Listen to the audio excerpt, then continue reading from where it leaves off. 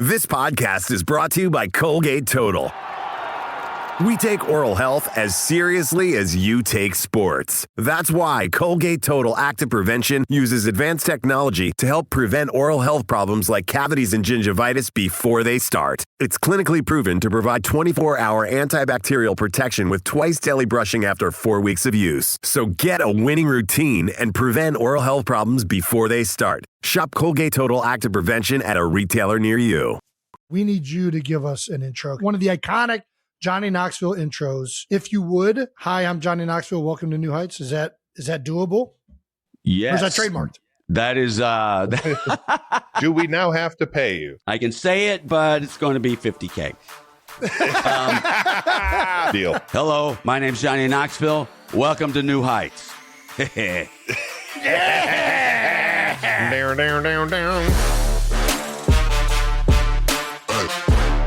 Welcome back to New Heights, ladies and gentlemen, boys and girls of all ages and sizes. A Wondery show brought to you by Enterprise. How about that? Who doesn't love it?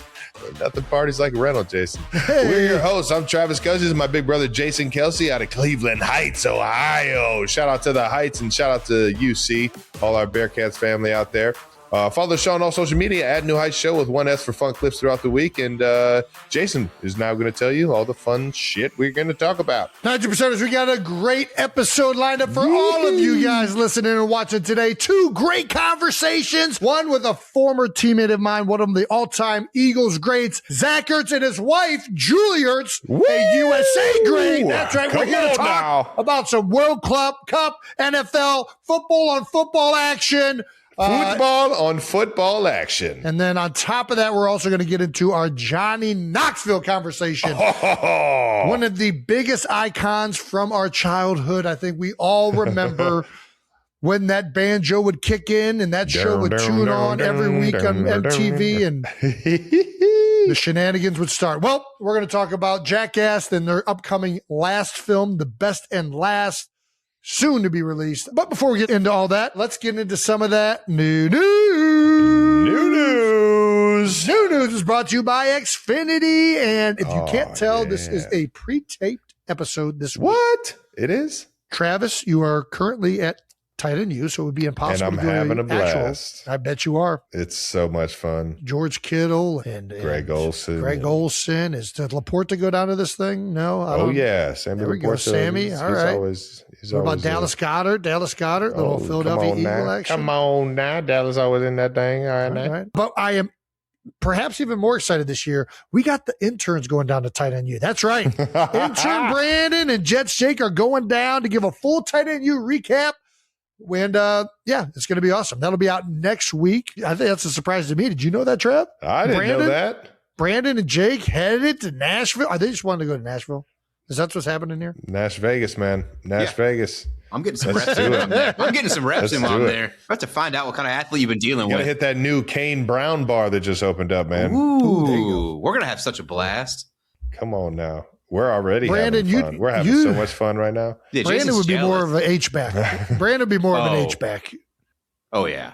Oh, no. Maybe fullback. Might get him at a fullback. I want those all. He's not thick enough to be a true fullback. That's why he's got to be the shoulders. He's got to move around. He's a tweener. He's not. I'm a tweener. I'm not a tweener. I'll show you some fullbacks. All right, we'll get some reps in. Travis, give me on that jugs machine. I'm going to show you these hands. Jugs? All right. Here's the problem. If you're a fullback and that's what you do and you line up there, they're putting out a certain personnel. If you're an H-back, it's like, okay, we're not going to really try and shorten this guy's neck because he has a little bit more options here to be out in a bunch of different places. You're not physically capable to be. You don't think I can get a yard in the NFL? Is that what I'm hearing?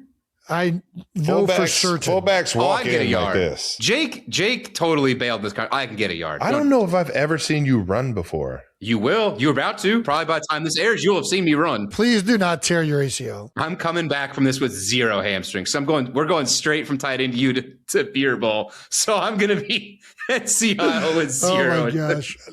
Don't worry about it. I've never seen either one of you run, but I've seen Jake walk and I can kind of imagine how he runs. I don't know how he runs. Jake has Jake has a medical exemption from participating. I can run. He wouldn't pass the NFL physical. Yeah, well, not to hit. I can't get hit. I can He run. wouldn't pass the physical. Is fucking hilarious. Jake's more of a clipboard player, is what we call him. That's right. Brandon was going to tight end U, and he just told me I had to come film him use a jugs machine and run routes. So I'll see you guys there. Please. Yeah. I I don't know if can't wait to watch this footage. All right. It's at Vanderbilt, so I don't know. I will probably have to ask them for a jugs machine, but typically we just ask a few quarterbacks to come. So Okay, well, you zip one in here.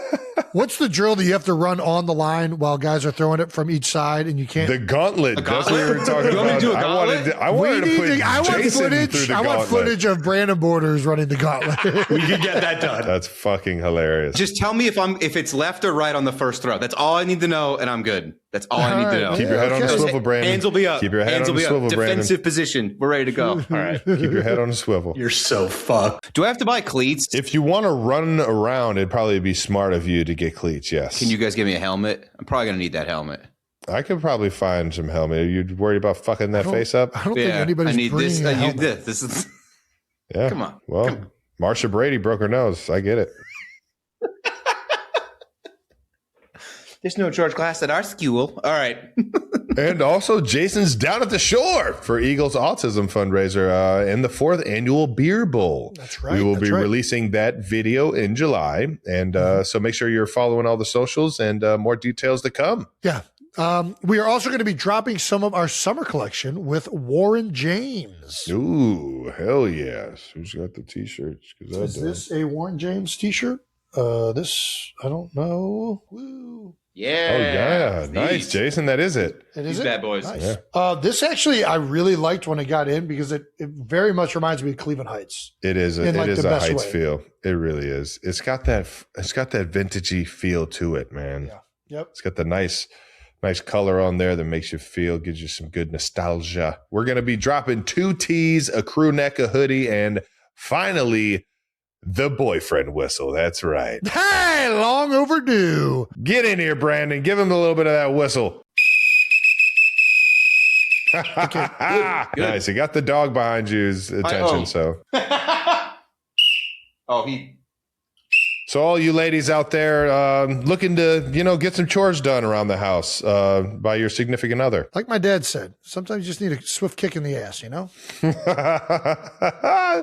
Or a whistle. Yeah, you can check out all of this stuff on kelseyclubhouse.com. All of our new merch, whistles. It is a one-stop shop for anything you guys are interested in buying within the New Heights universe. Yes, sir. A lot of brands that Travis and I collaborate with all through that website. So you can find it all there, kelseyclubhouse.com. Also, this Friday, we'll be having another bonus episode, a Father's Day voicemail. Ooh, how about it? And we've got some bonus clips from a few of our recent guests that Wow.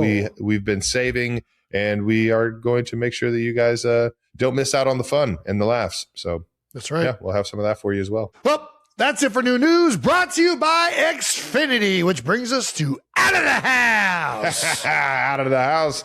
Brought to you by Home Depot. Anything you need is at Home Depot, all right? You need including fucking stuff anything. out of the house. Yeah, to get out of the house, you go to the Home Depot, get more stuff to be out of the house, and then that's why it's a perfect segue into Jason did a little goalkeeping with Tim Howard. I did. I was how is this? so I've been interested in penalty kicks. All right. Penalty kicks decide a lot of World Cup games. I still remember vividly this guy Jens, the German goalkeeper. I believe it was the 98 World Cup, I guess. Okay. It's a quarterfinal game in the World Cup. It comes down to penalty kicks, and he goes in his sock and he pulls out a note card and he proceeds to guess which direction the shooter is shooting all 4 times. He saves 2 of them, and they end up winning and then proceed to win the World Cup. And I'm still like, what the fuck was on that note card? And it's just crazy to me that the biggest sporting event in the world comes down to this very niche thing that really doesn't have much to do with soccer. It's a very specific thing to penalty kicks. And 1 in 5 games is decided this way. And I've always wondered Wow. what's going through the goalkeeper's heads. How do I you didn't even choose what realize side? it was 1 in 5. That's 5. Crazy. That's elimination games. 1 in 5 elimination games. It gets that. Wow. It's that common. I mean, the games end up being tied after that first OT or however much longer they play. First 90 minutes. Yeah. Well, but they go to an overtime first, and then if it's tied after the overtime period, I think it goes to shootout. So through 120 minutes. I think something like that. Whatever it is. I'm sorry. I also just love watching them, and I've always wondered, how does a goalkeeper choose what side? How does a shooter choose what side? What's the technique behind it? So I engulfed myself in the penalty kick world and recruited the best USA goalkeeper of all time, Tim Howard, to teach me a thing or two. Hell yeah. And this is all on the YouTube channel? It is. We have some clips, I think, that they sent over that I don't know what they sent over, but oh, fucking Brandon, let's do this. Hopefully we sent over some good ones. Did you have the jersey on? I got a little bit of a soccer goalie jersey on right now. That's what I'm saying, Trev. That jersey would have been real good. Who the fuck is 17? No chance. No shot. chance at all.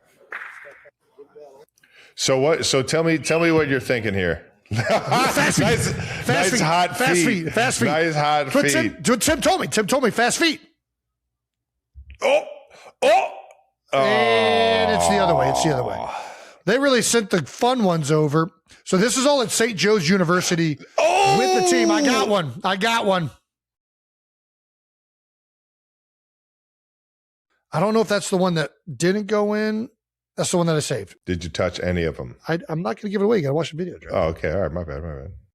I did end up saving a kick, as you saw from that day. Yeah, I mean, listen, the stats behind penalty kicks are the goalie's not, if you're saving 1 in 5, you're doing a good job. If you save the goal in a penalty kick shootout, you want to save 2. Because if you save 2, your chances of winning the game are through the roof. The goal is to save them all, but I hear you on yeah, it's just not going to happen. I would always say the hardest thing in pro sports is hitting a baseball, because if you do it 1 in 4 times, you're like one of the best players in Major League Baseball, right? Yeah. Saving penalty kicks is hard. The percentage chance is way lower. It is a very hard thing to do. You're trying to guess left, right. They'll even go right down the middle on you.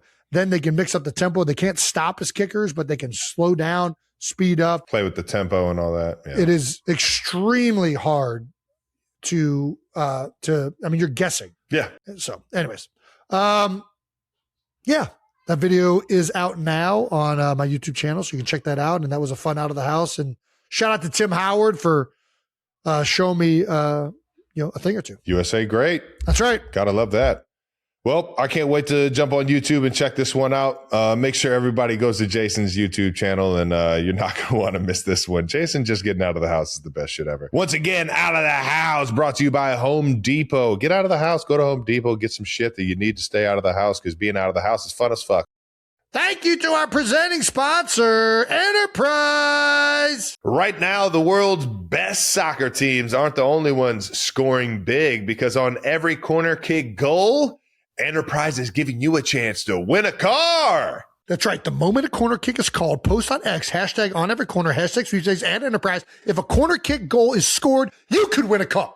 Winners may pick up their prize cars at an Enterprise or Enterprise car sales location on a corner near them. So can you post on X, hashtag on every corner, hashtag sweepstakes and Enterprise fast enough? It's time to find out. For more details and an additional chance to win, visit oneverycorner.com. No purchase necessary. Open to legal residents of the 50 U.S. states and D.C., Puerto Rico, Canada, Ireland, the United Kingdom, France, Germany, and Spain, who are 21 and older. Sweepstakes ends July 19th, 2026. Void where prohibited. Prize awarded if a corner kick goal is scored. For entry details and official rules, visit oneverycorner.com. Thank you to our partner, Xfinity. If you're a soccer fan, summer means one thing: the game is on. And when the game is on, It's time to host, whether it's in your living room or out on the patio. That's where Xfinity comes in. Their fiber-powered gig Wi-Fi is so reliable, you can literally host the world at your place and not miss a single moment. Not a single moment. We're talking low lag, zero stress, just pure, uninterrupted action from kickoff to the final whistle. Get Xfinity gig Wi-Fi to stream and host a beautiful game all summer long. Every match, every highlight, every dramatic penalty shootout. Plus, now you can lock your price for 5 years. Guaranteed. So, get your crew together, fire up the big screen, and let Xfinity handle the Wi-Fi. Head to xfinity.com/soccer to learn more. Restrictions apply. Speeds vary. Use of fiber coaxial cable. Thank you to our sponsor, the Home Depot. The FIFA World Cup 2026 is in full swing, and with the right watch party, every match is a contender for event of the summer. That's right. And it can all be enjoyed from the comfort of your own backyard. The Home Depot app comes in clutch with Host Prep. Find exactly what you need with the product locator. Get project ideas or even ask the Magic Apron AI assistant to help right from your phone. Plus, fast, free delivery on over 2 million items means you're not missing a single minute of the action. The Home Depot is an official supporter of the FIFA World Cup 2026. Get your home match day ready and visit homedepot.com/FIFA World Cup 26 to learn more. Thank you to our sponsor, Mentos Gum. The more in a routine you are, the easier it is to get stuck on repeat. Same commute, same coffee order. You know how it goes. All right. Yep, I sure do. Like when your brain gets hit on autopilot and you're running on a loop every single day. That's where Mentos Gum comes in. Popping a crisp, cool piece of their gum is like unlocking a new mindset to take on the day. That's right. Just one piece of fresh mint or spearmint gum. And suddenly you're thinking maybe it's time to switch things up, like putting on some music and heading outside rather than eating the same sad desk lunch. It sounds small, but that's the whole point. Mentos Gum helps you refresh the mundane by leveling up with a hit of cool freshness. Refresh the everyday with Mentos. Say yes to fresh with Mentos Gum. All right, let's get to Zach and Julie Ertz. Going to talk a little football or football, all in between. That's right. And this conversation is brought to you by HubSpot. Our guests today have a combined 2 World Cups, bronze medal, 2 CONCACAF championships, 2-time U.S. Soccer Player of the Year, 3 Pro Bowls, a Super Bowl championship, and they hold the Philadelphia Eagles franchise record for most receptions in a single season. Let's go! They're maybe the most athletically accomplished couple in all of sports. We have the Ertzes, Zach Ertz and Julie Ertz. That's right. Fire up, man. How's it going, guys? How's the offseason treating you? Yeah, we're doing great. We're here. It's already summer in Arizona. So hitting 100s already this week. So it's hot. You guys choose to live out there just because you know when you go outside, you're going to get a good, nice sweat all the toxins, all the beers you've been drinking, all the wine you've been drinking. I mean, you guys know how it is as you get older. The warm weather feels good on the joints. It's just nice to walk outside, already have your full lather going, and you don't have to worry about warming up, really. Old age, get out of here. Get out of here. How is the body feeling, though, brother? It's good. We're in a good spot. We're like 5, almost 6 months now from surgery.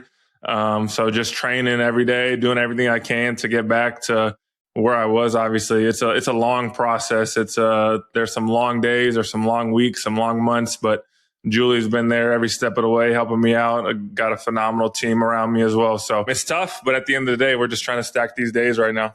Yeah, the 3 boys are keeping him busy. So for sure. You beat me to it. I was about to say, what's harder, the rehab or chasing the 3 kids around?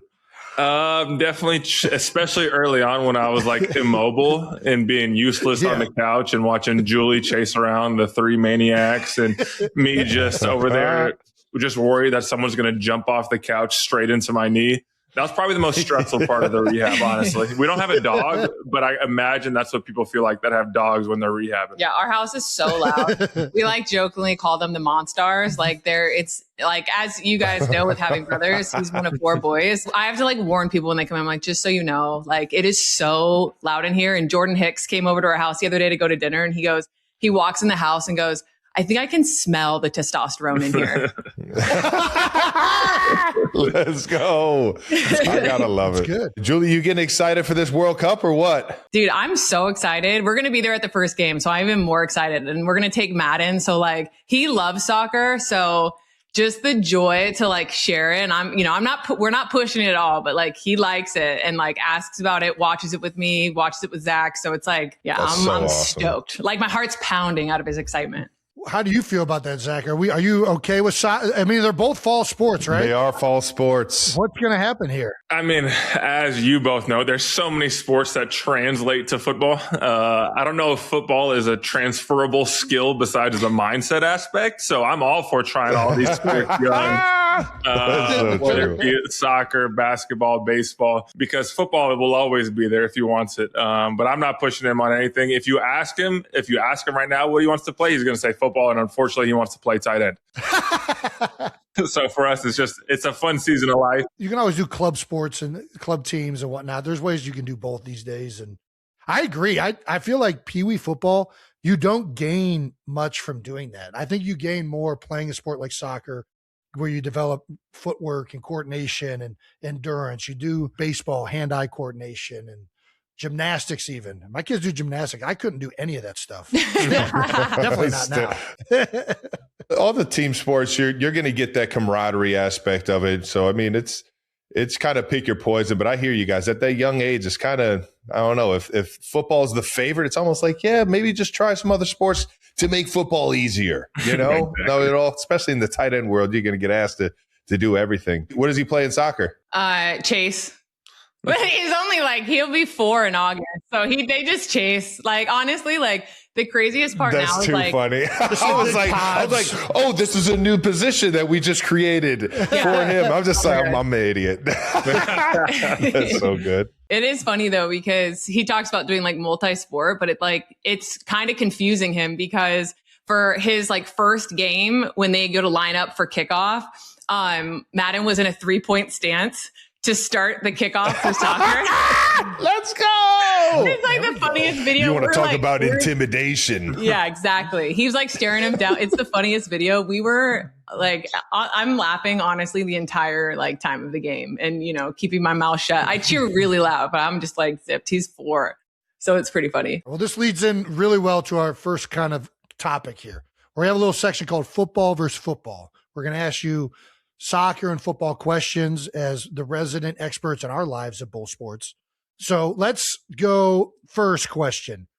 Which one is the real football? Ooh. You can go first. Okay, well, I'm obviously going to say soccer. What a gentleman. Yeah. He just knows he's about to get destroyed. Soccer for sure, because I'm pretty sure soccer was developed way before like y'all started catching the ball, and then you barely use your feet. And sometimes you can go with a game without like a kick. I mean, really, I guess punt counts, but like, I mean, you could go technically without having a kick the entire game. I would agree there. Unfortunately, I would agree because I feel like their game has been around a lot longer than ours. And why did we call it football in the first place? I would love an explanation of why it was called football from the start. But of course, I'm going to defend our American football to the death. But at the end of the day, if we go over to Europe, it is a tough argument. We run on our feet, Zach. Everything starts from the ground up. You know that. Yes, you're right. Thank you. That is what I need. That's how I need to end an argument and walk away, just with that. And in soccer, they wear the long socks over the shin guard, so it looks like they have socks. What? Don't you guys wear socks? You guys wear socks? Okay, Julie. Good point. Fair enough. Good point. We have long socks too. Julie, have you ever tried to kick a field goal? So my dad actually kicked at LSU. He was a kicker. So I like grew up kind of like he would go and train kids to like kick and punt. So like I have an awareness of how to do it, but yeah, I mean, it's very similar mechanics. It's a little different, but yeah. So what's our farthest field goal? I got to know this. We got to know. People need to know this. Have we done distance? I think she could probably hit 30 yards. 30 yards consistently. When we were in college, we would do like a PK shootout, and I was in goalie and she was the PK taker. And Nice. It was really hard to play goalie. And dude, it blows my mind how close that PK is, dude. I know. It is literally, it feels like 10 feet away. You got to fucking insane that goalies actually stop those at times, man. It's no nuts. doubt. Well, yeah, they say if you can stop 2 of them in a PK shootout, you're like gonna win usually. Yeah. Fucking 1. Jesus. Yeah. Well, one is still good, but 2 is like you're almost guaranteed to win it. And then 1 in 5 of the World Cup elimination rounds usually are decided by PKs. It's not even playing the sport. It comes down to like this very niche thing. And I don't know. I love watching.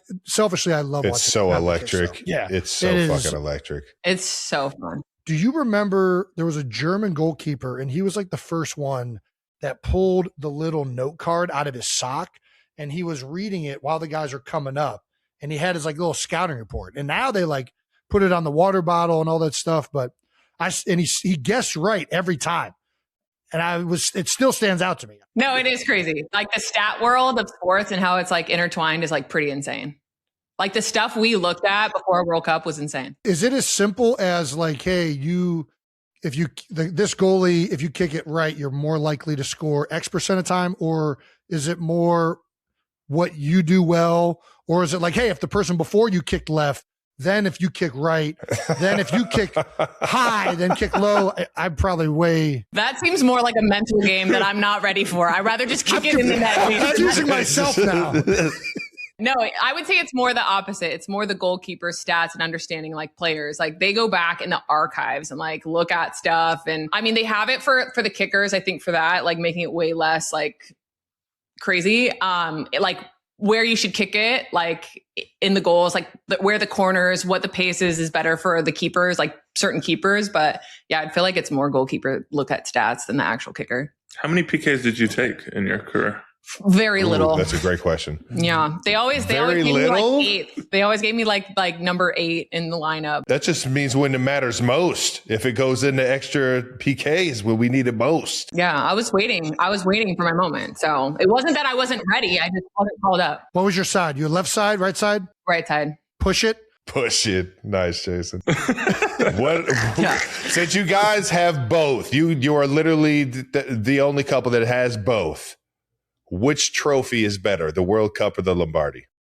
This feels ridiculous. This is a ridiculous question. I don't even like the Lombardi. It's a terrible trophy. I can tell you the looks. The World Cup look is like very simple and like, but if you're talking about like, every 4 years is this opportunity. Like, I don't think there's really that's nice. Yeah. I'm surprised she didn't go to her world conversation about how we don't play a world and there's no world champion in football because you only play the Americans. We're implied. There's nobody. I mean, we're so good. We're just better than the rest of the world. That's how it works, right? That is that American mentality, Jason. You guys are ridiculous. Who was more excited for the other when the Eagles won the Super Bowl or when the U.S. women's national team got the World Cup? Who was more excited? Zach for Julie or Julie for Zach? There's only one right answer here, Zach. Of course. There's only one. For Julie. We were in France for a really long time. Wait, can I have a story for that? Well, can I tell him the story? Yeah, so we're here at this point. Okay. I would say Zach was more excited only because of this story. So after you win, so in the 2019 we were in France, it's really hot, like super hot, and there's no AC there. You just need to like know that in that. And I was there forever, mind you, because I was such a supportive husband. Continue. Man. So we get to sit, like they get to sit so close and you get to see your family after. You know how in the Super Bowl, your family gets to run out, you're going to celebrate with them. They don't get to go on the field. You like walk over to the side by the bleachers. And I have this like beautiful photo and I'm like hyperventilating because I'm like laughing, but he's like, congratulations. Like, I'm so proud of you. Like, wow, what an accomplishment. Like, can we go home now? It's so hot. Can we get back to that American AC? Please. He was great and so supportive. So I don't say that. We were like laughing just because the poor man was just like sweating. You guys are big guys. Like, not having AC for 2 months. I mean, you're there for like 2 months, if not longer, like with training before. That's awesome, though. It was also like record highs in France. One of those weeks we were out there, record highs. I was dying out there. I'm a cold room sleeper, guys. I'm a cold room sleeper. Come on now.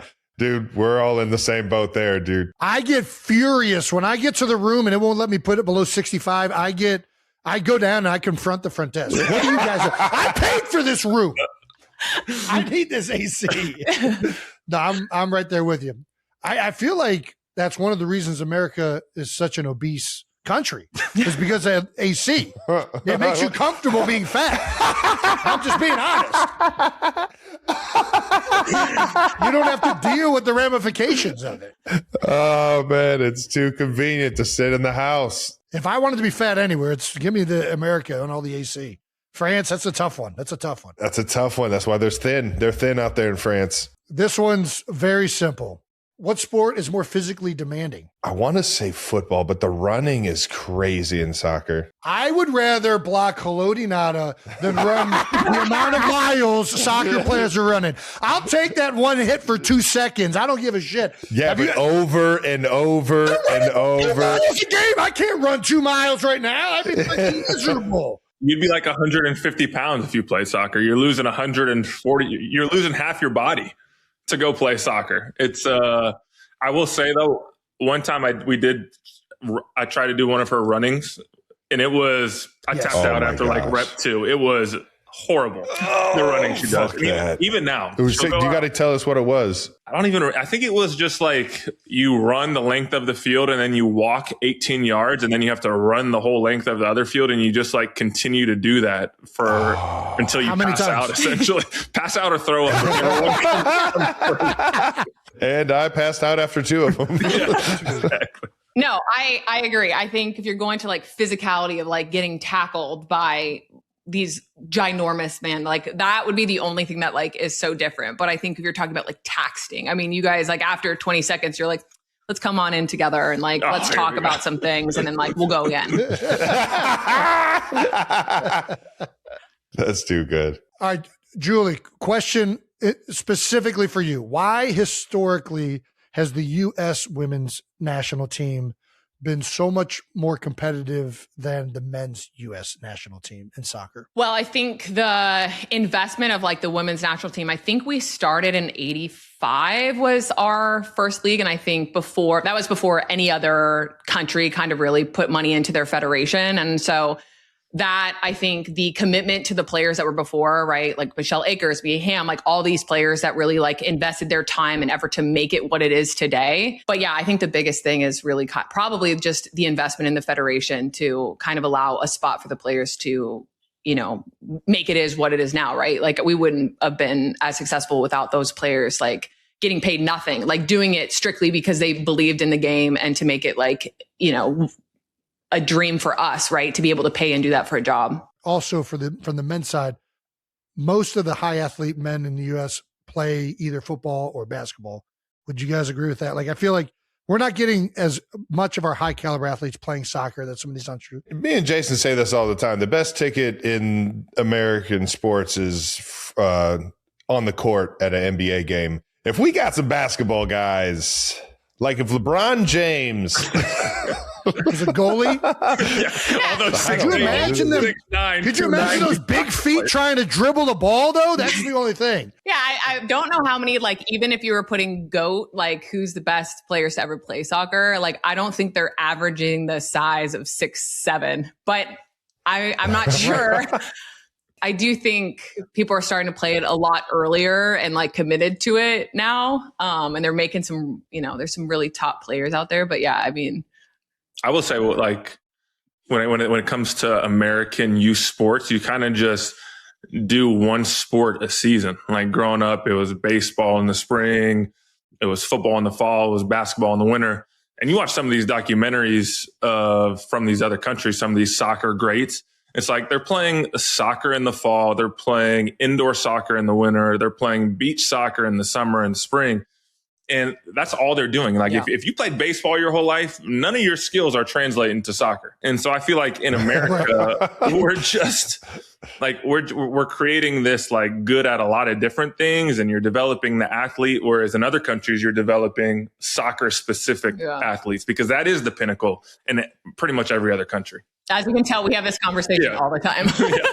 We talk about it all the time. Seriously, though. All right. What's harder, playoff football or World Cup soccer? What a horrible comparison. Both are really I know. Listen, I don't like the question any more than you do. I don't. But I had to ask. I should have just skipped it. I think playoff football is harder at the beginning of the World Cup when it's like the round robin, best of 4 teams, and the top 2 advance. Ooh, that's a good. And then from there, it's probably pretty similar. Yeah, that's good. That's a very good answer. Yeah. You played in a World Cup in Canada and France. What makes a city a good host? Gosh, those were both incredible hosts, but I will say I liked France a little bit better because you're only in one country. The size of Canada is so big. Like we would fly, we were in like Vancouver and we'd go all the way to like Ottawa to, I'm going to act like I know where everything is, like to Toronto, but it's just such a big travel for just sometimes you have a shorter time to recover, a bigger time. So the thing with France is like we could bus to like the next place or train. And so that part was just nice because it just felt like you didn't have to, that recovery piece wasn't as big as when we were playing kind of all over. So that's what's interesting because this World Cup for the men's is, it's attached to Canada, attached to Mexico. So there's a lot of travel kind of going around. So great host cities for sure, like just because the cities are incredible and they'll make it that way. But as a player, I loved having it so close because we would bus and it's like, the way they decorated the city was incredible. Wouldn't you say? We would go and you'd go into a bakery and it was on the window. So it really felt so filtered of this is women's soccer World Cup and it's right here. That's what I love that part. Well, this one is a much easier one, I think. What is the better chant? The Eagles EAGLES chant or the I believe that we can win, we will win chant for the U.S. soccer? Are you going to answer that one? No, you started off on it here. Okay. Well, the Eagles one is a better chant, I think, because it's so what it is and personal to that. I think I do love it because it's so bad. I love the fan group that started it. The American Outlaws, I'm sure, started that whole thing. So I love it. I think we just kind of threw it out there and we were yes, we have one. Let's go. And so I think 100%. We're so on board with this, by the way. Yeah. We're trying to find new chants for American soccer team. 100%. But it is fun when you win to cheer. When you go like this and you're singing the song when you win, it's incredible. It rocks. Yeah. The USA chant is awesome. Trav, do you have any that maybe you or someone you know really well that has for USA soccer? Ooh, now we're thinking, Zach, I didn't even go there. We got to get the creative juices going over there. I'll ask Tay, see what she has. Yeah, there us. you go. There we go. Yeah, I believe that we will win feels so yeah, why the fuck would you not believe you can win? I don't know what's this. It feels very I get it. We're the underdog a lot of times. We're trying to exude confidence, but I don't know. I was over in Brazil and the Brazilians were doing a chant for the men's U.S. World Cup down there. Okay. And I was like, ooh, what are they saying? It was Brazil versus Chile. And they're like, Chile, da, da, da. And I'm like, man, what are they saying? And I asked one of the Brazilians next to me and they said, we just said we came here to fuck Chile. And I'm like, that's what I'm talking about. I like that one. That's a chant. That's a confident chant. That just exudes confidence. Yeah. And the ramifications if you lose are just as strong. Yeah. It's one thing if you're saying that when you got Neymar doing cartwheels and backflips over people. It's we got to get one of those guys before we start to say we're about to fuck you up. I guess we'll ask both of you. We ask all of our guests. What is your welcome to football moment? I don't know if you remember, but my rookie year, I missed the whole off season. And so I wasn't able to come till till training camp, excuse me. And seeing Michael Vick in the first row in team meeting was insane as a guy that grew up watching him and playing with him on video games. And then, but on the practice field, the O-line wasn't there, but Chip Kelly used to have us do this 5 yards apart tackling drill. And I was his rookie. I didn't really know any better. And Trent Cole and Connor Barwin are on the other side. and it's a 5-yard box. And if you tried to avoid them, you're kind of viewed in a different light. So it was like 10 minutes of just getting picked up and driven into the ground. And my shoulder hurt. I'm pretty sure I had like a grade 2 or 3 AC sprain after that. I missed like a week of practice because it was just Trent Cole and Connor just picking me up and throwing me to the ground. Cincinnati Bearcats' finest, baby. There you go. Getting after you, man. Fuck. That sounds absolutely miserable. I remember my rookie year, we had this special teams drill called the Star Drill. And it's essentially the same thing. You would get put between like a 5-yard box, or they set up some cones, and you had to, it was like basically simulating the original kickoff where one guy would be like back to you, turn around, and have to like try and block a guy. And if you stopped them or like you pushed them out of the lane, you won, and vice versa. If you got past them, you won. And I remember I felt like I was fucking dominating. I was like fucking giving them the hezzy. I was giving them like I was running routes. I was doing a whole bunch of just nonsense, like shit you wouldn't do if you had to go and tackle somebody on kickoff. And I actually did a spin move on a guy one time, and the coach came up to me, Coach Tobe. I love, still special teams coach to this day. Came up to me and said, "Hey, Kelsey, don't ever fucking do that again. You're never going to do it. You're going to get killed if you do that in the game. Don't ever do that again." And that was your last rep in special teams altogether. Exactly. It's all right. You don't fucking get it. Get out of here, kid. Julie, what do you got for us? I mean, probably, not as similar to that, but probably as close as you could get. I played defense. So obviously I had to go up against Abby Wambach, who's just like known for being in the air. So probably just getting like blasted in the face and just like trying to like suck it up. And you're just like, they're like, "Oh yeah, you good?" And like, some of it, I'm like, it seemed a little excessive. Like, was it just like, welcome as being a rookie, or like, and you're like, "Yeah, I'm good."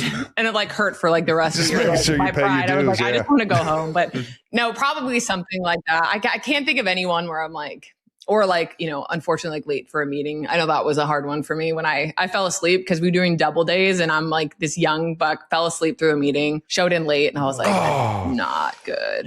Yeah. Got to get that cup of Joe. Yeah. This is before my coffee obsession happened. That's probably what the trauma started, my coffee obsession. 100% it got for me. I was doing the same thing, dozing off. I got Big Red yelling at me to stay up in meetings. I feel like I just got cut. The way he yelled at me, I was just like, I'm fucking out of here tomorrow. One of the vets came up to me and said, slapped me on the arm and said, "Go get a cup of coffee. No matter how much you hate the taste, you're going to appreciate what it does for you." I'm like, no doubt. All right. And now I can't go into a meeting without a cup. So, Yep.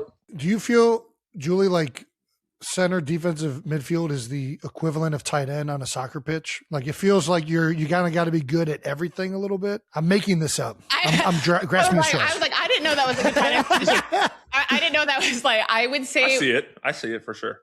You think so? I was going to say more the 6 more than you think. I feel like depending how you play, I was going to say more like quarterback style, because that's how they want to start now. Like they want the 6 to kind of be, but like the quarterback doesn't play defense. So I guess that's kind of useless point either. But I guess so. A little bit of everything. You do need to know a little bit. So that's probably a better comparison. I don't know where that came from, but we're going to get to our next section. We got to ask, all right, is it true Zach is the reason Jason showed up to training camp with blonde hair? I can answer that. Yes, it is true. What was the bet again? Are we allowed to talk about it? Oh, we're allowed to talk about it. I'm trying to remember right now. I remember. It was, what was it? It was the off season where it was like looking, I was getting traded well before training camp. That's what it was. Yes. And I essentially hadn't been there all off season. I had ankle surgery, so I was missing OTAs anyway. And I showed up for training camp with blonde hair. I don't regret much about my time in Philly or this career, but the one thing I do regret is kind of that phase, is showing up to training camp with blonde hair. I liked it. That's really all that matters, honestly. It definitely looks smooth. It definitely looks smooth. I was fucking with it. But it was like so obvious, unfortunately, that my time was probably coming to an end, that Jason was like, "Bro, when are you getting traded? You're going to get traded any day now. If you're still on the team week 1, then I'll dye my hair. I had nothing to lose in this situation. I don't think I had anything like, oh, if I'm on the team, it was just seeing him every day. I just wanted Zach to have something to look forward to if he was still on the team. Like, at least Jason dyed his hair at a match. Exactly. And I will say, Jason, a.k.a. Guy Fieri, after that, looks phenomenal for that. The Guy Fieri Street Fighter combo. Now look at this guy. That has to be. Fuck our intern Brandon just found the worst possible photo of me imaginable. It looks like you're enjoying the haircut. I don't know. know. You look like you're enjoying it. It looks like he hates his life right there. That had to be the third day of pads. That had to be the morning of the third day of pads. Week 6 padded practice after you just lose on Monday night. Yeah, I don't think Kylie liked your hair as much as I liked Zach's hair. But well, now since we talked about Philadelphia, Zach, now that you've gone, other places, Arizona, obviously Washington last year, like, do you have a favorite stop? Is it Philadelphia? Please tell me it's Philadelphia. Make sure you say Philadelphia. I mean, when you spend 9 years somewhere, you're going to always have a natural affinity for the place. And the time we were there, got drafted at 22, spent the first 9 years of my career there essentially. And yeah, I mean, when you're there for so long, you're always going to have this special spot in your heart. Unfortunately, unlike you two, I wasn't able to play my whole career there. But it's been a blessing to play for Arizona and Washington the past couple years. But yeah, Philly will always be special. When you talk about the fight song, even when you're on the other sideline, when I was in Washington the past few years, it's still like subtly in the back of my mind, singing it as I'm over there watching it. So yeah, it will always have a special place in our heart for sure. Zach, you have the most receptions of any Philadelphia Eagle ever to play. You have multiple fourth down conversions that led to the first Super Bowl ever in Eagles history. My only claim to fame is that I had a lot of stars. They were just like, hey, he's out there. He's out there again. He keeps doing it. He's doing the thing again. Right? You're forever an Eagle. Like, dude, it was, anyways, it was such a fun time having you in Philadelphia. I know you're still doing your thing, so we can't reminisce too much. You're still going to be someplace this year. Anyways, just wanted to go down memory lane there for a second. What's your favorite memory from being a Philadelphia Eagle? Oof. Besides the Super Bowl. I mean, the parade was obviously special. I think the thing I look back on fondest is like our core group of guys that we had together for a long period of time with you, Lane, BG, Fletch, myself. Like, it wasn't easy all the time for any of us. Like, there were times where like we would get killed in the media or whatever it was. And it's like, I always knew you four always had my back, regardless of what we were going through. And I hope you guys felt the same about me. Yep. And it is a little emotional talking about it. I don't know why. But just like going through that, I would say just being around the guys, no one's going to remember about how many yards or catches or starts we had. But I do remember the day-to-day grinding in the stories of you kicking over trash cans because you didn't like the way a coach was treating someone else, or Lane hiding your helmet, or those are the things I remember about the day-to-day. I don't remember in week 11 how many catches or yards or if we won or not. But I do remember like those sorts of things the most. Those are my favorite stories to hear because that was Jason all day and every day growing up as a kid, and some of the teams we got to play on, I get to cherish some of those memories too. But a good Jason blow up always does the team well somehow. It's just like, all right, he's getting fired up. Let's fucking get this thing going, baby. I still owe the Cleveland Heights hockey program a foosball table. That wasn't anybody's fault but yours. Yeah, I know. That's right. Yeah. If we really want to go down memory lane, that story of kicking over a trash can is like level 1 out of 100 stories I have. That is the lowest on the totem pole. But we're not going to do that. Shareable. This is a family-friendly program. You'll save it for a roast. Yeah. If there's ever a day to roast Jason, just bring him along. That's right. Oh man, there a lot of material for my teammates. No doubt. So Zach was just talking about what it was like being a former Philadelphia Eagle, thinking about the teammates and the memories there. Is the same thing with you and the women's national team? Oh yeah, I think when you step away from something, you don't realize how special it is. Just because Yeah, like when you're so soul focused, right? Like whatever the task is at hand of like, you know, I have to be the best player to do this. So you're on all the time that you kind of forget to just like really understand, right? Like how cool this is. And I think stepping away from it and being retired for a couple years, you're like, whoa, like what a special time. And every time now I see somebody or like see a teammate from the past, it's like instant connection because just nobody else understands but that locker room. And I think that's the coolest part is like, regardless of everything, it's like, wow, those, like you've gone through something. And I think that's why I also just love sports so much is like the people that come in your life and, you know, that support you, love you, teach you, everything. So yeah, I feel the same way. And I think even when my favorite thing is like when you get back together, like when you guys all got back together, like recently and like all the Eagles guys together, it's like you can see the joy. Was awesome. Yes. And like it exudes, like you see it because it's just like an instant connection. You go back right where it was before, like you left. And it's the same thing. I got to see a couple teammates this past week and I'm just like, man, like, so, and it's just funny, right? You have those stories and like nobody else can really like understand that. And it's like the only time you're like you, right? Like the full you. Now I like, you know, have to mingle with other people of like Madden's like classmates and stuff, but it's like nobody knows those stories, right? Like with like so I love it. That's so cool. That's awesome. Zach, when you got drafted to Philly, did any part of you feel bad that it was over me? There's no chance. They stole an opportunity for me to play with my brother. I think the better question is how long did it take you to get over me being drafted? Yeah, he's still not over it, Zach. Yeah, he's never still to this day. Multiple Super Bowls later, he plays with Pat Mahomes. He's still not over it. Absolutely ridiculous. Absolutely ridiculous, Chip Kelly. I get it. He smoked you in the Pac-12 for years.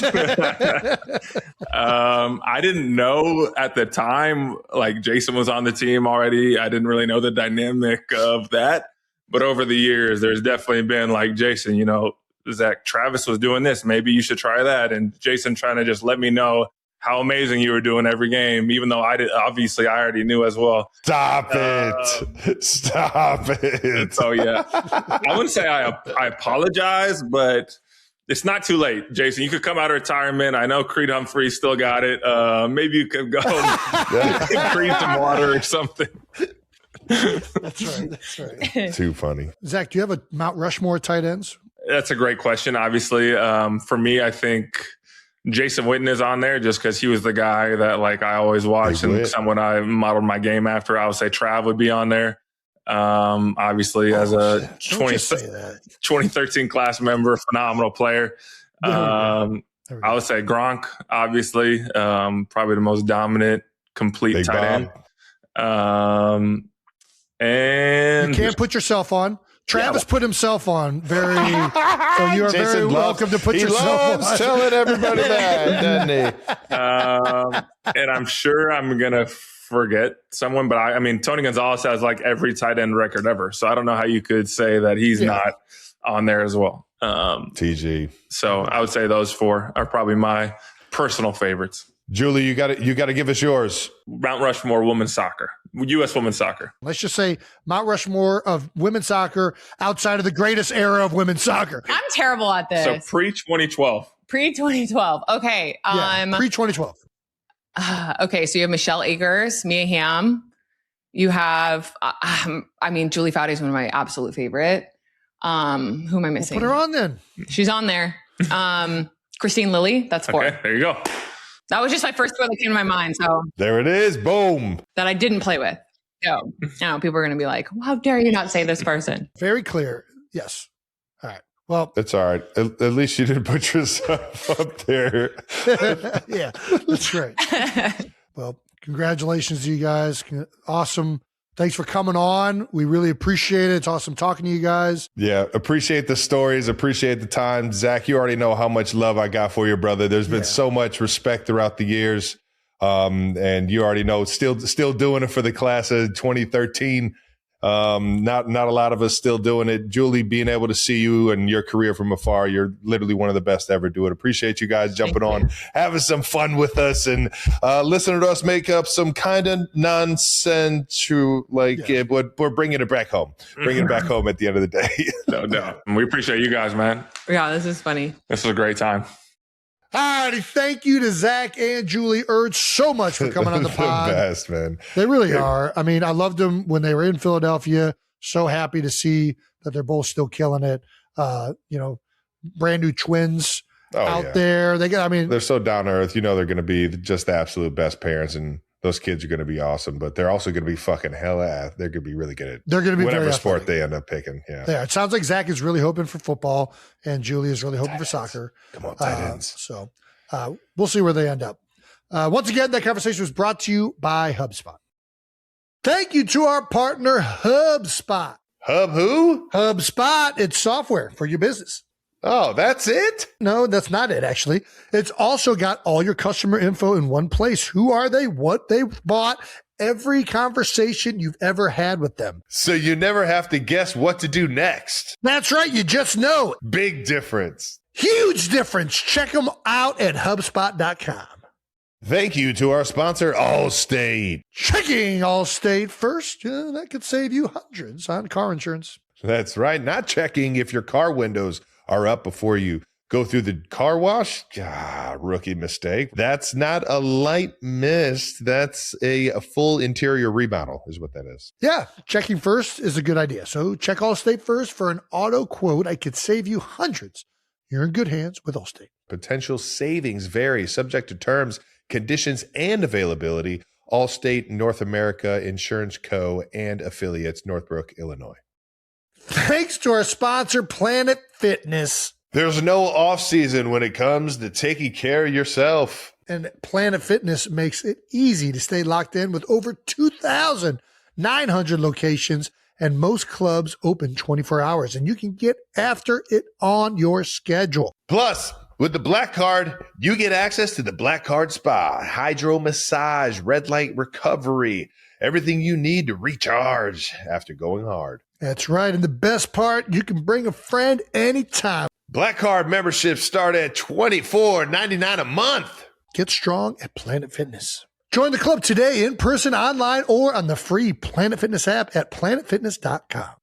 All right, now we get to a little bit of this jackassness. That's right. This conversation is brought to you by Mentos Gum. Say yes to fresh, and you're going to enjoy this Johnny Knoxville interview. Our guest today is a writer, actor, and bull enthusiast from Knoxville, Tennessee. You know him from Walking Tall, Dukes of Hazzard, The Ringer, Bad Grandpa, and the new host of Fear Factor. But you also know him best as one of the creators and stars of the hit show movie series Jackass. 92%ers, please welcome Johnny Knoxville! Johnny! Let's go! Jason coming in hot. That's right. I had to do it right. Johnny, do you have any idea how much you shaped our entire childhood and like the entire ethos of the 2000s? Dude, it's unbelievable. What is it like looking back for you? Please apologize to your mom for me. Who was great on Traders, by the way. She was. Oh, nice. Thank you. Thank you. Yeah, she didn't last long, but she was a fan favorite. Yes. She was into it. She was into it, though. What is it like, Johnny, talking to people about how much the show inspired them, what it meant to them? You had people glued to MTV, ready for the next lifestyle. It still is, but it's, I promise you, I remember immediately going to the grocery store and jumping in a shopping cart and getting tossed out of that thing. Yeah, it's wild because we didn't even think the show was going to get on television, and nor did we think anyone was going to watch. So we were constantly surprised along the way, and that it means something to people is just, it blows us away because it's something we created with our friends. It's very odd. It's a very intimate thing to us, but it's kind of everyone's now. Was the original pitch to MTV? How if you didn't think it was going to get on TV, how did you get it up and running? Like, how did that kind of unfold? I was writing for different magazines, and I was trying to pitch this idea to test self-defense equipment on myself, like stun gun, taser gun, pepper spray, and then I was going to shoot myself. Well, I did shoot myself with in the yes, you did, with a bulletproof vest. And a lot of people wanted the article, but they wanted to treat it as a negative pickup. Like, okay, send it to us when you're done. But I was broke. I needed someone to help me buy the taser gun, stun gun, pepper spray. So Jeff Tremaine, who became the director of Jackass, he was the editor of a skateboarding magazine. He goes, I'll give you the money. And also, why don't you film it when you do it? And that's kind of how it all began. It started in skateboard videos. Yeah. This is epic, man. And then we just took some of the things I did in skateboard videos along with some of the stuff Bam was doing on the East Coast and made it like a 10-minute tape and gave it to different agents. Because Jeff Tremaine, the director, went to high school with Spike Jonze. So yeah. Spike was like a big video director and directing his first film. So you took two guys who knew nothing, but they knew Spike Jonze. So everyone thought suddenly we knew something. We knew shit, we just knew Spike. So that's kind of how we got an agent and an attorney and people to pay attention because we knew Spike. Gotcha. Well, Jackass Best in Last. How do you feel about it? We loved it. We both saw it. Thank you for giving us the little premiere to check it out before this. Some of the best skits. I mean, is that the gist of it? It's like you guys are compiling all of your favorite ones. How did you get to the, I don't even know if skits is the right word, but the best versions. Skits, bits, whatever you want to call them. Sure. It's like half new footage and half of our favorite bits that we've ever filmed. And Spike Jonze directed a new open and a new close. And we just wanted to do it one more time for us and for the fans. And so that's how it all came together, really. It's brilliant. The opening is one of my favorite opens of all time, man. There's a bit of a new cast, right? Yeah, we have our newest and oddly enough, last cast member ever is a humanoid robot named 1W Larry. And let me tell you, he's not the smartest robot you ever met. Surprisingly good dexterity for a robot. I was very surprised on that. He has two different sets of hands, right? He has two different sets of hands. The first set of hand are tiny, little bitty fingers, tiny. But for the ones we did a little bit called the robot rectal exam, he puts on these big steel rectangular fingers with a lot of right angles. And Steve-O really took one for the team. How does that work? How does Steve-O Well, he's got to bend over. But does he raise his hand for that? Like, how does it go to Steve-O? Or do you guys just know which guys picking out of a hat? Who's choosing Steve-O? Jeff and I will. Sometimes people will raise their hands for things. Sometimes the will be written specifically for them. But for that one, we just kind of landed on Steve-O, and Jeff went and talked to him. He's like, "Yeah, dude," because Steve-O from the first movie refused to put the toy car up his butt because his dad was upset over it. And I think that really got under his skin. So now he's putting everything up his butt. So I mean, I'm serious. Just I'm not to even really joking. stick it to him. It's crazy. Yeah, that was fun. And Adam Ray, the comedian, does the voice of the robot, and he's so Shout funny. out to Adam, baby. Yeah. Adam's super talented. He kills it. Yeah. No, you guys did a great job with the robot. And like Trav said, the intro, very Jackass intro, like on another level. I mean, I don't want to give away too much. I don't know what we can't give away, but if you love the Jackass intros, you're going to love the intro for this movie. I will say, being older now and watching it, I don't know how you feel, Johnny. I feel more of like a sense of when I was younger, just laugh out loud, no care in the world for what's happening to this guy. Now that I'm older, I'm kind of like, oh man, why is he doing that? Like, there's going to be like I feel a sense of like, there's ramifications for these decisions. When I was younger, I didn't think about that one bit. Well, the culture has changed so much,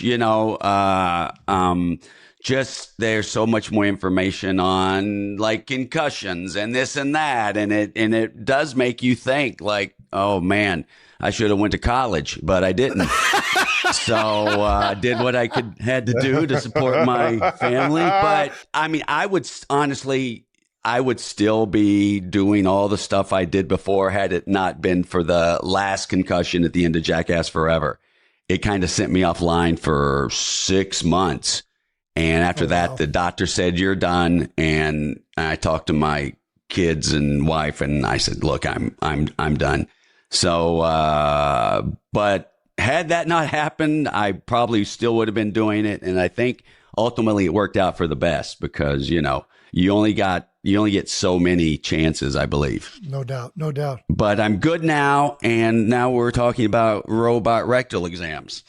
That's right. That's right. We can move on from that. It is just, sorry, I don't want to, it is just crazy how sometimes those things like. Did you have a lot of concussions? They can bounce. Oh, I know. Travis had a couple documented.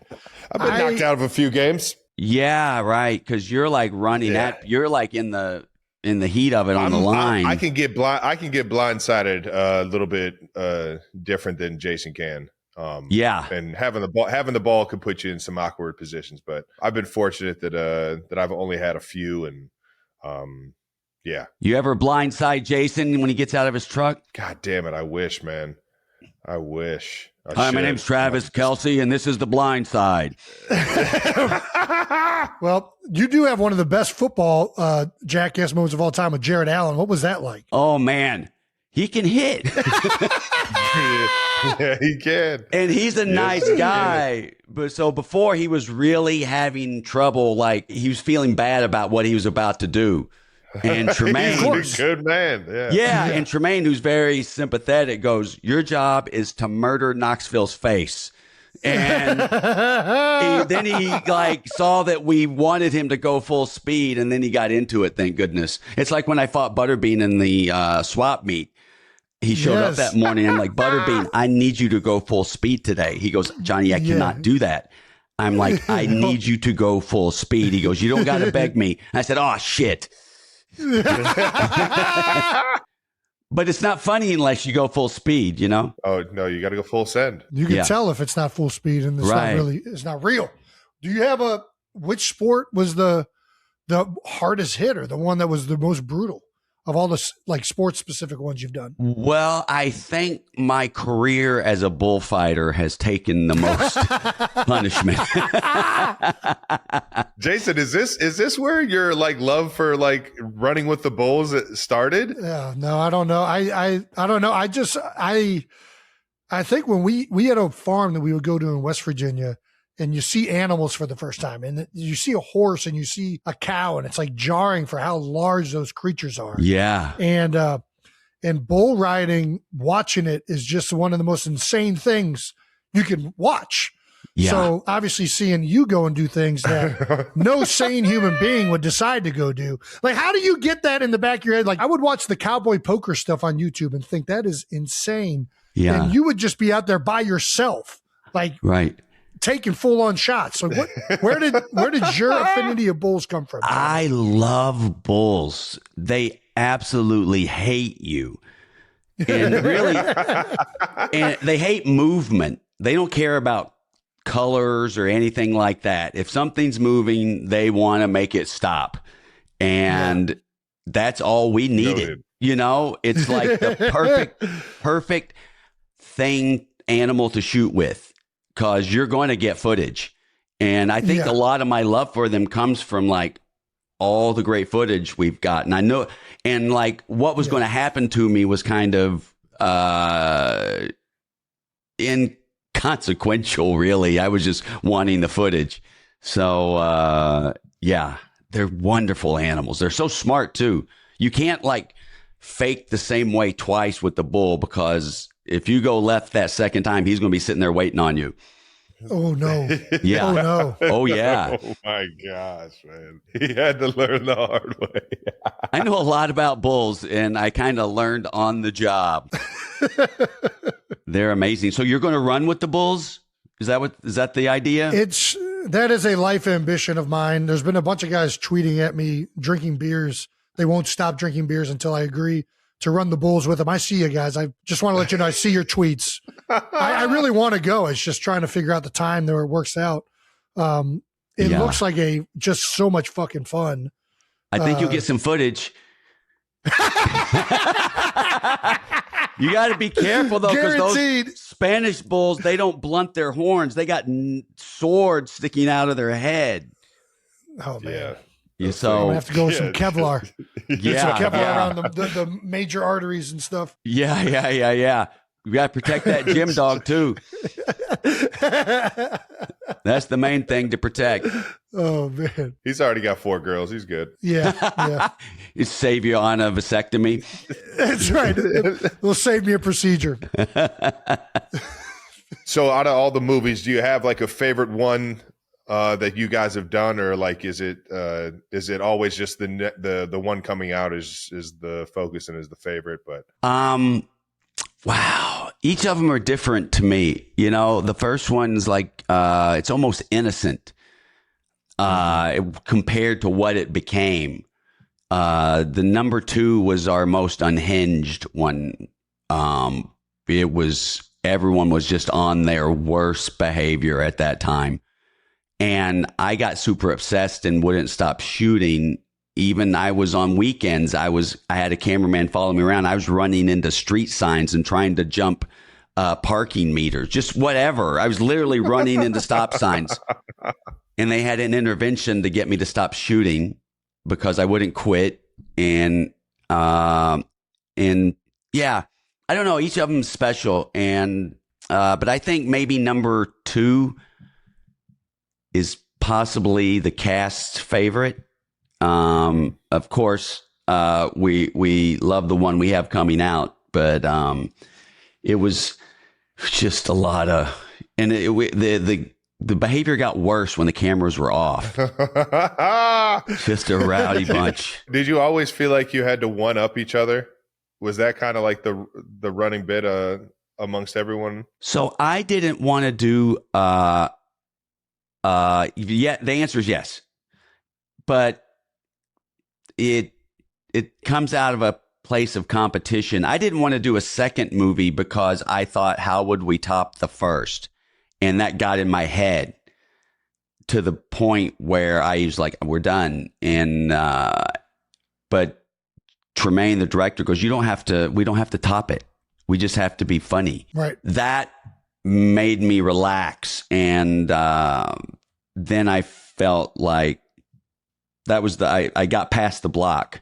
So, but yeah, if someone gets a great bit, the other guys are like, I need a better bit, which is great for me because I produced this turkey too.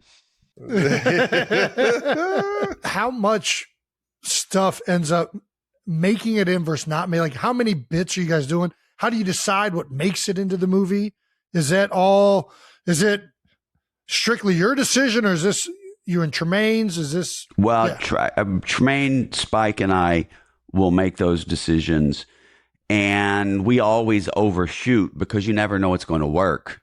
You'll take a high concept idea which you think this is going to be gold and it doesn't turn out at all. Then you'll take another idea, a non-idea, somebody go get a tube of super glue and bring it back to set, and you'll get an amazing bit just with that, because it just depends. And sometimes you'll have bits that are similar in the same movie and you're like, well, we can't use both of those. Or we'll have too much gross stuff or too much blunt force trauma or too much of this. So we kind of spread it all out. I got to talk to you about one of your most iconic bits. Did you think that Bad Grandpa would turn into what it is? Oh my God. Talking about anxiety. We pitched 2 movies to the studio that day. One, The Bad Grandpa, and another, it's a karate film with Willie Nelson. And we wanted them to not pick Bad Grandpa. It was with the Broken Lizard guys and Willie Nelson. We wanted to do that film. And then they picked Bad Grandpa. And you've never seen 3 guys walk out of a studio who just got a movie greenlit more depressed. because it's going to be hard, right? Because the whole movie's predicated on reactions. And then it's like, what if we get nothing? We'll have to turn this into a Jackass film. And then they had a story, but we figured it out. And, I had to sit through makeup like 3 hours each day, and I was bummed about that. But after the first day of shooting, we got good stuff. Didn't make the film, but we got good stuff. And I used the time in the makeup chair to prepare for the day. And again, all my anxiety went away after that. And I was like, we got this. So Bad Grandpa, oh man, that was fun. It was my dad's favorite thing we ever did, So good. Yeah. My old man loved Bad Grandpa. Irving's a real, he's a dirty old man. Did you get any inspiration maybe from your dad? Oh yeah. My dad was kind of like, there's a reason I became what I did. Because my dad he would prank his friends all the time, with got it. He had a tire company and he would make his employees X-Lax milkshakes, or he would send them letters from the health department saying they contracted a venereal disease, and it would be on rubber stamped VD clinic on the letter, signed Dr. Harlan C. Titmore, and people would go to the health department with this letter. Or the wives would meet the husband. The wives and the wife's mom would meet the husband when he got home from work that day. It was a joke letter, right? But sure, the wives would be upset. One guy pulled a gun on him for it. And he would also stage gunfights at his Christmas party. Gosh. At a Christmas party. Yeah, he would have two guys get in a fight. He's like, okay, now you guys are going to get in a fight, and then you're going to pull out your guns and start shooting. And then everyone runs out into the street. So the next year, there's two new guys. He goes, hey, guys, so you guys are going to start fighting, and then you're going to pull out your guns and start firing at each other, and it'll scare everyone, out of the party. So they did what Dad told them to do, and they pulled out their blank guns, obviously, and start firing at each other. But Dad had given everyone else in the party blank guns. So they fired at those two dudes, and those two dudes ran off. Oh, my gosh. Yeah. This all adds up. What does your dad have if Bad Grandpa was his favorite bit, what was your dad's least favorite? He didn't like when I did stunts. My family didn't like to watch me do stunts. Because of the, because, Something back it up. I go night sometimes. We're going to do a quick round of Jackass superlatives. Oh, right? Shit. Yeah. That will be quick because there's probably two. All right. Worst idea. Oh, for a special we owed to MTV, we owed 3 specials usually when we're promoting. And I had an idea to do, for the first movie, a town hall where everyone could ask all the guys questions because we were in the news a lot for copycats and everything. Yeah. And not only did all the guys show up wasted, me too, everyone, I supplied the booze, most of the pills, and it was just a shit show. Like the guys were answering the worst questions possible to whatever the town asked. Kurt Loder moderated it. And at one point, Dave England, who's wasted, keeps jumping off the stage. And we're like, Dave, we stopped 3 times. Dave, you got to stop jumping off the stage because you're getting close to people. You cannot do that. Okay. 30 seconds later, he jumps off the stage, bumps the podium, and the podium bumps into a lady, and she falls back on her butt. She was fine, but it was horrible. I'm like, what did he tell you? Anyway, long story short, our first movie cost $6 million. That lady sued MTV for $7 million and got her money. Oh my gosh! Yeah. Holy cow! So that was a pretty bad idea. Yeah. It was like more of a series of bad ideas. How can I make this worse? Compound bad. Who wants some pain pills? What do you think your proudest moment on Jackass was? That I did this with my friends.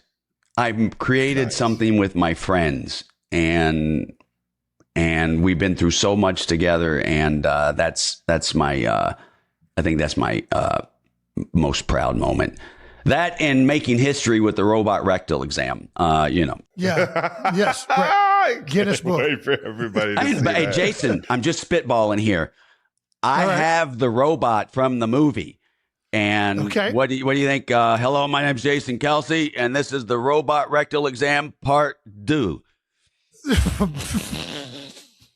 What do you think, Jay? I still haven't had a human rectal exam. I need to go. Oh my goodness! That one Well, first. I mean, then it's a no-brainer, right, Travis? Yeah, you don't know what you don't know.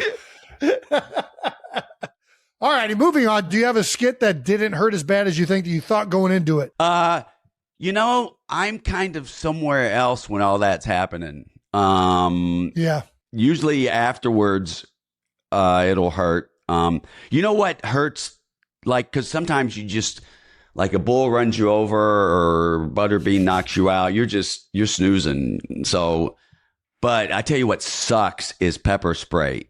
It just, it's the ad for 20 minutes. It's the worst feeling. And then you get home later that night, you shower, and it just starts up again. Re-ups. Yeah. It's the worst, man. Pepper spray did I've hurt. had a little taste of that. That was it sucks. my favorite one. I didn't sign up for it though. Yeah. What about a skit that you couldn't believe they let you do? I think when Dunn stuck the little toy car up his ass in the first movie, we're all real proud of that one. Yeah. Getting those X-rays back. Oh my God. That lady who first looks at the X-ray, that look on her face, and that doctor you couldn't cast a doctor that was better than that dude. I don't remember eating this. Oh, I don't think you ate that. Well, how do you think it got there? Maybe you stuck it up your ass. Oh my God, that guy was amazing. Oh my gosh. Is there a stunt you never got to do that you always wanted to? Well, we have a list of like a few hundred pages long of unshot ideas. But I think the two of the ones at the top, I always wanted to get a Jackass flag on the moon. I'm still trying. And and Dave England, who the aforementioned Dave England, who cost Viacom $7 million, only has one nut. And we always wanted to get him like a new nut. And we decided we want to get him a new nut that lights up. And we did. And for 15 years, we've been trying to do it. And the last second, the lawyers always kill it. And I can show you, I can maybe show you, it's off.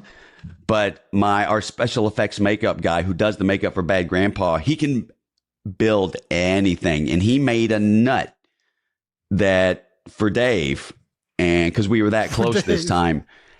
And did he put like a battery in that thing or what? Yeah. Let me see if I can turn my phone on just so you can see how fucking bright. Dave was going to be on fire.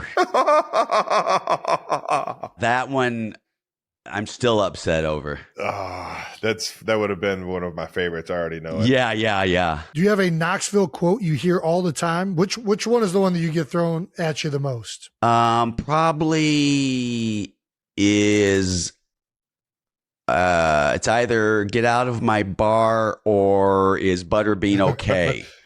Butterbean okay is iconic, man. Yeah. My personal favorite. I've got bursitis is one of my favorites. That is that fucking golf. I didn't even know what that was, and now I have it. Yeah, I actually have it. So I got what I deserved. It comes full circle. Yeah. Glad I didn't say I got chlamydia, but because it came full circle. In your mind, what's the greatest stunt of all time? Ooh. Like you mean stunt or prank? Yes, yeah, my bad. Yeah, I think the high five was pretty great. The Silence of the Lambs from Jackass Forever when we turned out the lights and started tormenting the guys. God. And another bit from the end of Jackass #2, which didn't age so well, was the terror taxi bit when Aaron puts on the dynamite vest and, I forgot about that one. Yes. Yeah, we didn't put that one in because it's like maybe that didn't make it so well. Yeah, I don't know if you can see, but can you see? Yes. This was going to be the nut. Wait, he's going to put it under. This is what it would look like in someone's nut. He's getting ready to turn it on. Stick with me. Okay, that's the nutsack. That's the, oh! Stop. Dave would have freaked the fuck out. Yeah, it's tough. Like that didn't make. We couldn't do it, and it bugs me so bad. The fact Dave would have been down with that is hilarious. It's not over yet. It's still there. It's You know what? Who knows? I may need 3 nuts myself. All right. We're gonna do this. We got to ask section. Jackass is officially 25 years old. What advice do you have for parents who might have been taking their kids to see this for the first time? Well, I guess they'll be 18, 17. You know what? I guess I hope they like butthole because there's a lot of butthole in this movie. In the last movie, it was all about penis. This one's more butthole. So just have a good conversation with your kids that it's okay. We just be accepting of the human body. All shapes and sizes. Who cares? What's almost as iconic as like your intro and the sound is just the warning page. Did you have to have a legal team do this, or was this kind of just like, the warning sign has to be there, so I'll just go ahead and mock this thing up myself? Yeah, the network did say we got to do something because we were, really kind of going for it, and so but yeah, it's become such a part of the show, and I think it's become a part of a lot of other shows too. And hell yeah, today or tomorrow, I'm taking a crack. I'm like, we do the Jackass comes out in different countries. I'm going to try to do the warning in different languages, and just my dumb hillbilly ass trying to do the warning in French is, you know how good that accent's going to be. Yeah. I'm notorious for failing French, man. That language is rough. Yeah. How many pairs of testicles has Jackass franchise ruined? Oh my God. Testicles, marriages. We've ruined about everything. Will you ever not laugh at someone getting hit in the nuts? It's reflexive. You have no control. I have no control over it. Or someone falling down, I just if they're close to me, I'll laugh and then help them up. It's just, I can't help it. It's the best. Do you guys, can you guys handle it? Can you guys not laugh if someone gets hit, if your friend gets hit in the nuts? We went up. So I'll give you this, Johnny. I climbed Mount Kilimanjaro and we're coming down the mountain, and my one buddy, Bo Allen, is just sitting in the rocks, pouting. His Sherpa has left him, and he's just really, it's taken its toll, the altitude at this point. I'm laughing my ass off at that. I get to the bottom of the hill. Bo finally gets to the bottom of this part of the mountain, and he proceeds to vomit everywhere. And I proceed to laugh uncontrollably at my friend vomiting. And somebody else looks at me. This is when I knew I was an asshole. Somebody looks at me and they're like, he could be really messed up. And I'm like, I didn't even think about that. I just was laughing. I thought this was hilarious.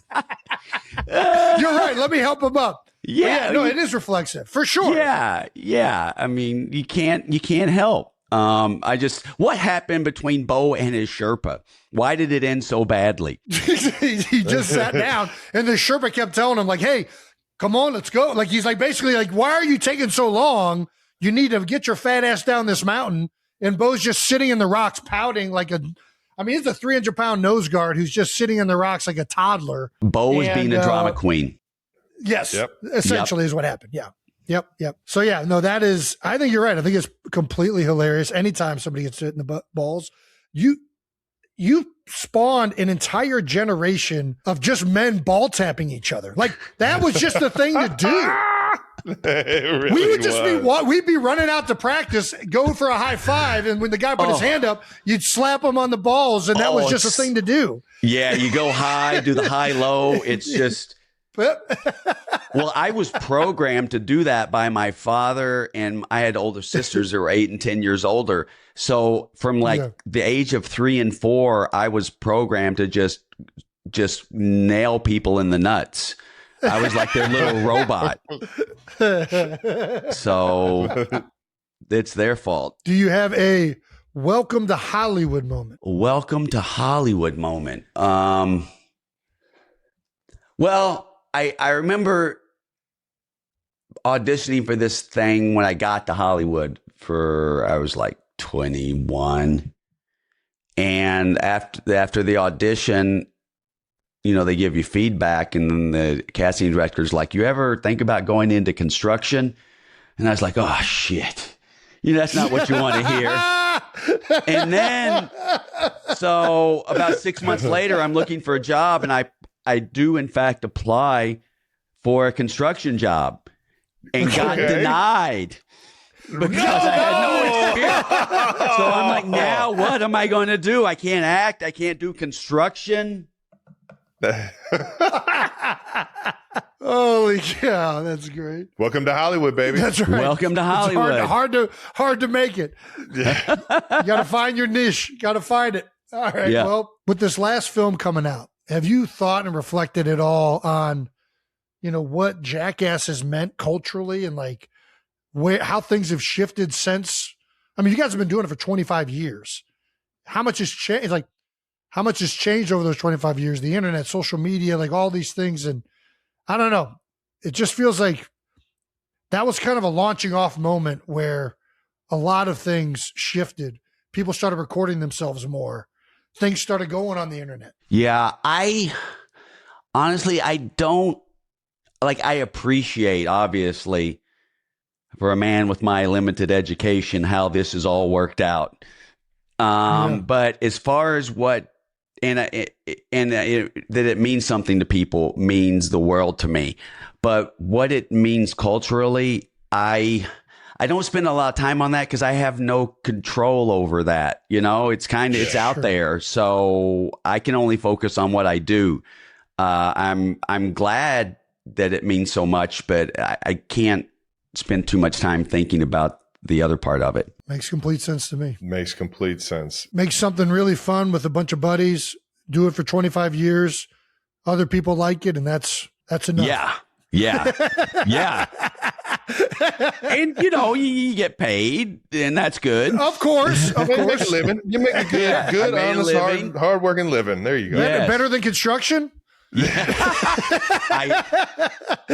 I'm unqualified, so I can't answer. You'd be hard pressed to meet a man who's less mechanically inclined than I am. Well, Jackass has meant so much to not only our childhood and our friend group growing up, man. We can't fucking thank you enough for the memories, all the fucking countless laughs that are still fucking going on today as I watch this new movie, Best and Last, Jackass, Best and Last. Ladies and gentlemen, in theaters June 26th. You're not going to want to miss this one. Johnny Knoxville, man. Thank you so much for coming on the show, dog. Thank you, fellas. I really appreciate it. Johnny, you're the man, brother. Thank you. All righty. Thank you to Johnny Knoxville. Dude, what a fucking awesome, legend. Man. What an absolute legend. It's just so fucking cool. We get to actually have conversations and ask him about the beginning of it and how it all came about and where it's at now. And I bet you it just keeps going. I mean, I understand that it might be the last one that Johnny does and it might like change the name or whatever, but they got some new faces and some people that could really carry the torch, man. Yeah, I'm sure they do. I do think that Johnny is It's too good. It's too good. Yeah, but I think Johnny's a unique figure. Like, where do you find a guy? I hear you. I mean, he was just born to do this. Yeah, you're right. Right from the opening scene of the movie when he shoots himself in the fucking chest with a loaded gun. I mean, he's a maniac, but he's like lovable and like gregarious and just the best. You could tell like everybody has brought so much to that universe and that world, but you know, Knoxville is just such a freaking unique figure that really kept that thing together for so long. Oh yeah, he is. Shout out to these guys and shout out to Johnny for perhaps their last Jackass, the best and last. Make sure you check that out. Once again, that conversation was brought to you by Mentos Gum. All right, that wraps up another episode of New Heights. Thank you to Zach and Julie Ertz and Johnny Knoxville. Make sure you check out Julie's new pod with Kalia Watt, Style of Play, wherever you get your podcasts, and go see Jackass, Best and Last, in theaters June 26th. I promise you won't be disappointed. Once again, New Heights, a Wonder show brought to you by Enterprise. Nothing parties like a rental. All right, now. Follow the show on all social media at New Heights Show with 1S for fun clips throughout the week. And thanks to this New Heights production team for being so amazing. But more so, thank you, 92%ers, for tuning in every single week.